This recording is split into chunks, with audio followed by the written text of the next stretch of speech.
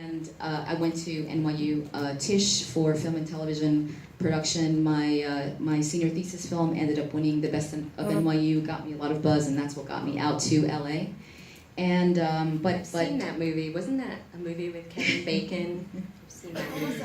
Big or Big Time, or it's really funny where he wins his like USC film competition, and all the studios want him. Big Picture. Big Picture. Oh, okay, yeah. Don't watch it. It's depressing. No, but it's funny. It's a very similar story. So I'll have to You have to see I'll have that to check because that you're out. 1 degree of bacon right now. For sure. And we're all like, what, 6 degrees away from Kevin Bacon, apparently. So, but before that, and basically for myself, I grew up drawing, painting, and writing. So visual storytelling was always my thing, and it was what I had relied on. It was just me. And I always knew that. I knew that I was going to do something creative, and it was going to be visual storytelling in some way.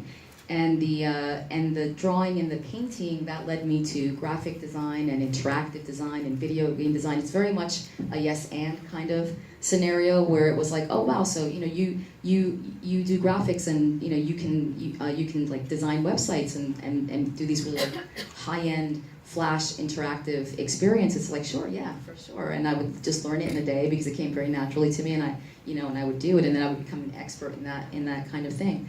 And the video games, that was just very organic. But for me, it was always storytelling. It was always visual storytelling, regardless of if I was working on the actual what it looked like, and also just the user experience. There was always a story to that. And that actually is why VR was a very natural evolution for me, because VR is very much that. But so I was always in this artistic and digital kind of technical area of entertainment. And then my writing, that led me to traditional storytelling, the writing, directing, and producing. So once I actually got to LA, I basically just really merged those skill sets. I started working at the digital departments at the studios. And Universal, Sony, Disney, you pretty much name it. I have the New York hustle. I work 25/7 still. And so I freelanced all over town. And one of the great things about working at the digital departments at the studios is that you're working on everything that the studio has going on. So I was working on television projects, creating digital content for TV shows and features, video games, theme parks, comic books, music, a lot of music, because as we know, many of the studios, they're the conglomerates of the record labels that are left on the planet.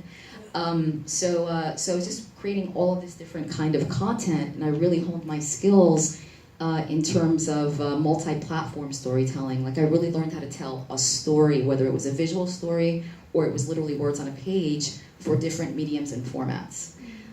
Because for me, it's all, storytelling, it's all about the story first, and the medium, the platform second. And so again, I just really honed those skills. And then after a couple of years of that, and freelancing all over town, I built up a really great network. Going back to make friends, do a great job when you're working with someone, so that that continues to be an open door, you get referred, etc. So after a couple of years of that, I started my own company called Digital Rain, and with my boyfriend at the time, who made the pilgrimage over from New York with me to LA, and we're married till this day.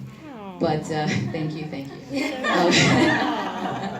Well, I was actually sharing this story in Cannes with a woman who lived in LA for several months. She just actually moved back to London, and she was, just telling me the horrors of the dating scene in LA, and I said, well, I was actually saved from all of that, and she was like, oh my God, you're so lucky. But and it sounded even so much cuter with her accent. But anyway, so so we started this company, and again, creating all of this digital content, and that was great. But after a few years of that and building the business, I had gotten away from telling my own stories. I just didn't have the time to finish my scripts, finish my projects. And this was around 2007, just before 2008. And television was really it was the beginning of what we call peak TV now. And literally, The Sopranos had just gone off the air, and 6 Feet Under was winding down. It was just post Wire and certainly S.H.I.E.L.D. But we knew that we were in a new era of television for those who were really paying attention and who were creators and who were writers. So, but I really wanted to learn television. So I knew I had to change, my life because I just couldn't, work 25/7 at my job and also be able to create my content. And I'm very much a creator, a writer, creator. I have tons of ideas, so I was always developing, but I just didn't have time to really finish. So I decided to go to grad school, and I went to UCLA because they had a 2-year concentration in television called the showrunner track.